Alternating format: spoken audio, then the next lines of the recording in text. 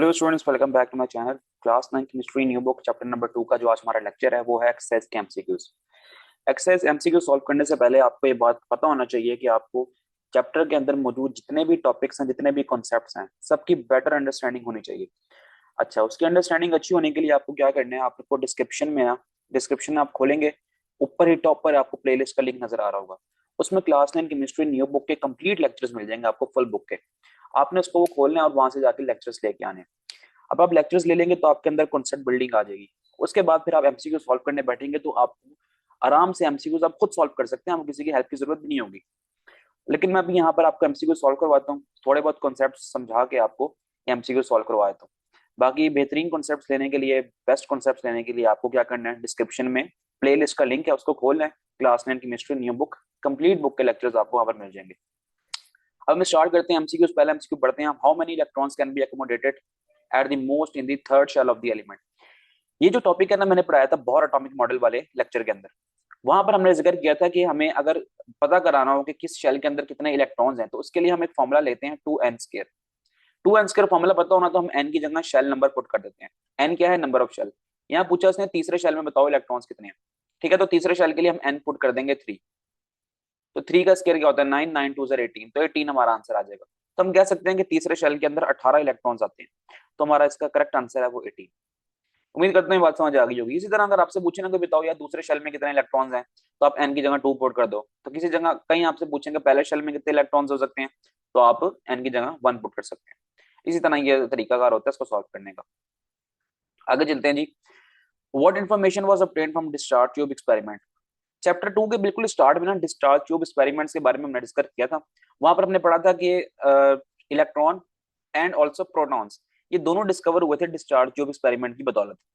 तो अब हम कह सकते हैं कि जो ऑप्शन नंबर सी है, electron and protons were discovered, तो ये ऑप्शन नंबर सी हमारे पास ये करेक्ट हो सकती है। क्योंकि पहला देख लें, स्ट्रक्चर ऑफ एटम तो नहीं इतना डिस्कवर हुआ। Neutrons and protons, proton discover हुए हैं डिस्चार्ज ट्यूब से, लेकिन न्यूट्रॉन्स नहीं हुए, तो ऑप्शन बी भी नहीं हो सकती। तो ऑप्शन सी ही हमारे पास बिल्कुल ठीक नजर आ रही है यहाँ पर। तीसरा क्वेश्चन हमारा है, why have isotopes not been shown in periodic table. Periodic table में आइसोटोप्स सारे के सारे क्यों नहीं दिखते? इसका मतलब क्या है? जिस तरह हमने आइसोटोप्स वाले लेक्चर में पढ़ा था कि कार्बन के 3 आइसोटोप्स होते हैं, कार्बन 12, 13 एंड 14। यहाँ लिखता हूँ मैं 12, 13 और 14। पीरियोडिक टेबल में तीनों के तीनों नजर क्यों नहीं आ रहे हैं? इसकी वजह ये है कि इनके नीचे अगर आप देखें, अगर हम लिखेंगे एटॉमिक नंबर 666, तो इन सब के एटॉमिक नंबर जो है ना वो सेम है।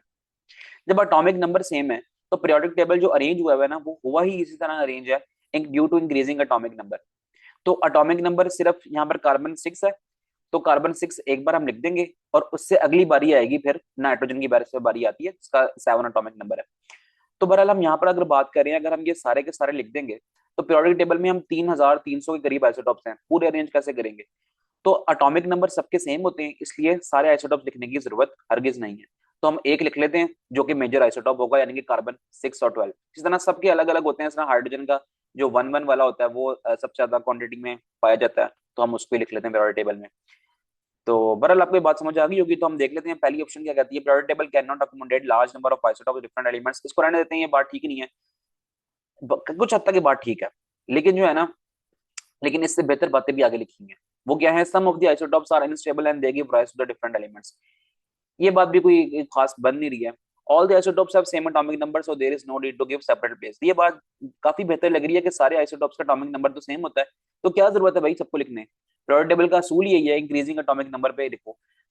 पहले पे बारी आएगी 1 वाले की, अगले पे बारी आएगी दूसरे जिसका एटॉमिक नंबर 2 होगा, तीसरे पे बारी आएगी जिसका एटॉमिक नंबर 3 होगा, चौथे पे बारी आएगी जिसका एटॉमिक नंबर 4 होगा। तो सबका एटॉमिक नंबर एक एक करके जो इंक्रीज हो रहा है, तो उसके हिसाब से हमने पीरियोडिक टेबल अरेंज कर लिया। तो आइसोटॉप्स में तो जाहिर बात है सबके एटॉमिक नंबर सेम होते हैं, तो सबको लिखने की जरूरत ही नहीं है। तो ऑप्शन सी इसका करेक्ट आंसर बनता है।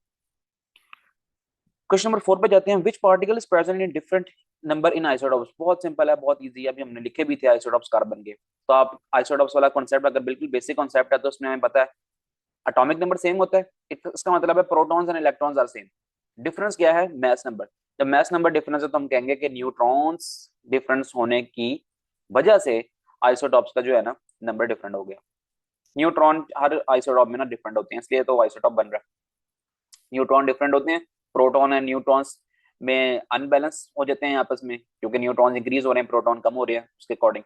तो फिर जो न्यूक्लियर फोर्स है ना, जो जिसने न्यूक्लियस में इन दोनों चीजों को हेल्ड करके रखा हुआ है, तो वो वहां पर थोड़ी सी ना वो थोड़ा सा अनबैलेंस हो जाता है, जिसकी वजह से जो है ना वो अनस्टेबल हो जाता है, फिर उसमें से रेडिएशन निकलती है। तो छोटा सा कॉन्सेप्ट मैंने आपको बता दिया 10-15 सेकंड के अंदर इसका। नहीं समझ आया तो दोबारा वीडियो पीछे करके आप सुन सकते हैं ऐसा क्यों हो रहा है। पांचवें क्वेश्चन पे जाते हैं। In which isotope of oxygen there are equal number of protons electrons and neutrons. कौन सा ऑक्सीजन का ऐसा आइसोटोप है जिसमें इलेक्ट्रॉन प्रोटॉन एंड न्यूट्रॉन बिल्कुल बराबर है? तो ऑक्सीजन 16 बनता है। अब ऐसा क्यों, मैं यहाँ लिखता हूँ ऑक्सीजन 16 इसका मैस है, और जो 8 है ना इसका वो है एटॉमिक नंबर। 8 क्या हो गए, प्रोटॉन्स हो गए, और 16 में से अगर 8 प्रोटॉन हो गए तो रिमेनिंग क्या हो गया, रिमेनिंग 8 ही न्यूट्रॉन्स हो गए हमारे पास, ठीक है। और जब प्रोटॉन 8 है तो फिर इलेक्ट्रॉन कितने हो गए, इलेक्ट्रॉन भी 8 हो गए। तो क्या ख्याल है, इक्वल हो गए सारे इलेक्ट्रॉन्स प्रोटॉन्स एंड न्यूट्रॉन। तो हम कहेंगे कि ऑक्सीजन 16 वाला जो है ना ये हमारे पास बेस्ट इसका यहाँ पर आंसर है। चलते हैं जी आगे। What will be the relative atomic mass. Relative atomic mass calculate करना है किसका, नाइट्रोजन का। उसकी अबंडेंसेस दी हुई है कि कितने परसेंट वो पाया जा रहा है नेचर में। वो कहता है कि जो N14 और N15 है ना, N15 यस N15 है ये, वो 99.64 है, N0.35 है। ओके अच्छा जी, दो आइसोटॉप्स दिए हैं 15 और 14, और इनके अबंडेंसेस भी दी हुई हैं, यानी कि मैसेज भी मिल गए आपको और रिलेटिव और इसके अबंडेंसेस भी मिल गए हैं दोनों आइसोटॉप्स के। कैलकुलेट करने का तरीका क्या है, बहुत सिंपल बहुत इजी। एमसीक्यू से पिछले वाला जो लेक्चर है ना आप एक बार जाकर उसको देख लें, वहां पर हमने ना ये सॉल्व किया हुआ है, ये दिस वन, ये चीज हमने सॉल्व की हुई है। अब ये क्वेश्चन जाके देख लेंगे ना किस तरह सॉल्व हुआ हुआ है, तो आपके लिए बहुत इजी हो जाएगा वो भी सॉल्व करना। हम एमसीक्यूज वाले लेक्चर में दोबारा सॉल्व नहीं कर रहे, हम आपने सिर्फ वो तरीका देखना है और यहाँ से खुद से सॉल्व करके कोशिश करनी है। खुद से सॉल्व करेंगे तो आपका आंसर जो है ना वो आ जाएगा 14.002, ये आपका आंसर आ जाएगा। एक 6 मिनट की वीडियो है सिर्फ, वो मैक्सिमम आपने जाके उसको देख लेनी है, इससे पिछली ही वीडियो वही है। आप जाके उसको देख लें, आपको तरीका समझ आ जाएगा कि हमने रिलेटिव एटॉमिक मास किस तरह फाइंड करना है। तो बहुत से कॉन्सेप्ट आपके उसी वीडियो में हल हो जाएंगे। 6 मिनट की वीडियो है, आप जाके एक बार देख लें इसको। How is radio carbon dating useful for archaeologist. Carbon dating का फिनोमेना पढ़ा था हमने application of radio active isotopes वाला टॉपिक के अंदर। वहां पर हमने बात की थी कि कार्बन 14 काम करता है। कार्बन 14 का हम इस्तेमाल इसलिए करते हैं कि हमने पुराने जो जमाने कदीम के ऑर्गेनिजम्स थे ना उनके बारे में पता लगाने के लिए। तो वो किस तरह पता लगता है कि कार्बन 14 एक ऑर्गेनिक मैटर है, ठीक है, वो बॉडी के अंदर होता है, तो उसको डिटेक्ट कर लेते हैं। इसकी वजह से जो है ना हम उसकी एज फाइंड कर सकते हैं। तो ऑप्शन ए जो है ना वो बेस्ट लग रही है इसमें, it helps determine the age of organic matter. तो उम्मीद करता हूँ ये बातें आपको समझ आ गई होंगी। बात वही बनानी है कि आपने एक बार अगर लिया हो गया ना लेक्चर सारे, तो ये कुछ भी नहीं लगेंगे आपको, ये आप खुद से सॉल्व कर लेंगे। चलते हैं नेक्स्ट एमसीक्यू पे। What does keep the particles present in the nucleus intact. Nucleus के अंदर क्या ऐसी चीज है जो कि पार्टिकल्स को आपस में जोड़े रख रही है। ये एटम का बेसिक शेल है और ये एटम का न्यूक्लियस है। इस न्यूक्लियस के अंदर क्या होता है, प्रोटॉन्स होते हैं एंड न्यूट्रॉन्स होते हैं। प्रोटॉन्स एंड न्यूट्रॉन्स आपस में किस तरह आपस में जुड़े हुए हैं, तो वो ये न्यूक्लियस की जो है ना एक अपनी फोर्स है उसको हम न्यूक्लियर फोर्स कहते हैं, इनकी वजह से ये जुड़े हुए हैं आपस में। तो हम कह सकते हैं particles are held together by strong nuclear force. Option A इसका करेक्ट आंसर है। हाउ डू नौवां एमसीक्यू है हमारे पास। How do electrons keep themself away from the oppositely charged nucleus. Electrons अपने आप को ऑपोजिटली चार्ज न्यूक्लियस, न्यूक्लियस में देखिए मैंने प्लस चार्ज बनाया हुआ है, क्यों, क्योंकि प्रोटॉन की वजह से इसके ऊपर प्लस चार्ज आ गया। न्यूट्रॉन के पास कोई चार्ज नहीं होता, प्रोटॉन के पास चार्ज होता है, तो हमने प्लस लगा दिया न्यूक्लियस। ओके, पूछ रहा है यार वो ये पूछना चाह रहा है कि इलेक्ट्रॉन्स अपने आप को न्यूक्लियस से दूर किस तरह रखते हैं, क्योंकि हमें पता है कि अगर कोई पॉजिटिव चार्ज कोई नेगेटिव चार्ज है ना ये दोनों आपस में अट्रैक्ट होंगे। तो अगर जाहिर सी बात है अगर इलेक्ट्रॉन जो कि नेगेटिवली चार्ज है वो अगर पॉजिटिवली चार्ज न्यूक्लियस पर अट्रैक्ट होगा तो फिर तो एटम कोलैप्स कर जाएगा इस तरह, या आके गिर जाएगा इसके अंदर। लेकिन हमने ऐसा भी नहीं करना। इलेक्ट्रॉन अगर तो रिवॉल्व करता रहेगा ना मुसलसल इसके इर्द गिर्द, बिल्कुल उसी तरह है कि जिस तरह अर्थ रिवॉल्व कर रही है सन के इर्द गिर्द।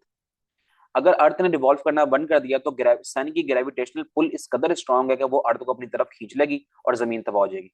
इसी तरह जमीन घूम रही है तो इलेक्ट्रॉन भी जमीन की तरह घूम रहा है न्यूक्लियस के इर्द गिर्द, ताकि वो न्यूक्लियस में जाके ना गिरे। तो हम कह सकते हैं इसको by revolving around the nucleus इसका करेक्ट आंसर है। तो उम्मीद करता हूँ आपको ये कॉन्सेप्ट समझ आ गया होगा। चलते हैं आखिरी एमसीक्यू की तरफ।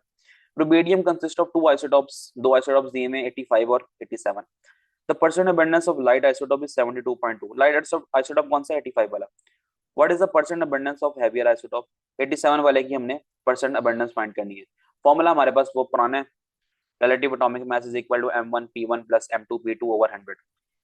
ये आपने सॉल्व कर लेना है खुद से, ठीक है। अब किस तरह सॉल्व करना है, आपने जाना है पिछले लेक्चर्स पे, जहां पर हमने ये टॉपिक समझा था, calculation of relative atomic mass from isotopic abundance. आपने सर्च करना है, सर्च नहीं करना तो प्लेलिस्ट का मैंने लिंक दिया हुआ है नीचे डिस्क्रिप्शन में, वहां पर जाके आपको ये लेक्चर मिल जाएगा। इस वीडियो से पिछले वीडियो के अंदर ये लेक्चर होगा, आपने सब सीखना कि फॉर्मूला कैसे बना, हमने ये किस तरह कैलकुलेट करी, बिल्कुल इसी मेथड से जो है ना वो कैलकुलेट होगा, जो भी हमारे पास एमसीक्यू है। ये मेथड है, बिल्कुल सिंपल है, कोई मसला नहीं है इसमें। अच्छा ये मेथड है या फिर ये वाला मेथड होगा। ये वाले मेथड से मेरा ख्याल है कि ना आप इसको एक बार कर लेंगे ना तो आपके लिए कोई परेशानी नहीं होगी, आप इसको आराम से कर सकते हैं। फिर एमसीक्यू में जो हमारे पास न्यूमेरिकल गिवन है ना, आप उसको भी सॉल्व कर सकते हैं। तो ये सारा कुछ मैंने सॉल्व कराया हुआ है अच्छे से, तो दोबारा दोबारा जो हम ये नहीं करेंगे, आप खुद से ट्राई करें एक बार करने की इसको। हो गया तो वेल एंड गुड, नहीं हुआ तो आपने कमेंट सेक्शन में बताना है। तो इसका आंसर ना मैंने सॉल्व किया था तो मेरा आंसर ये आ रहा था, तो यही फिर इसका आंसर बनता होगा। तो यहाँ पर वीडियो को खत्म करते हैं हम। अगर आपको वीडियो पसंद आई है तो आपने इसको लाइक करना है, चैनल को सब्सक्राइब करना है। इसके अलावा क्लास 9 की mystery new book complete book के लेक्चर्स अवेलेबल हैं। प्लेलिस्ट आप नीचे डिस्क्रिप्शन में जाएं, आप प्लेलिस्ट में अवेलेबल हैं, तो आप जाके उनको एक नज़र देख सकते हैं। अपना ख्याल रखिएगा, मिलते हैं हम नेक्स्ट लेक्चर में। अल्लाह हाफिज़।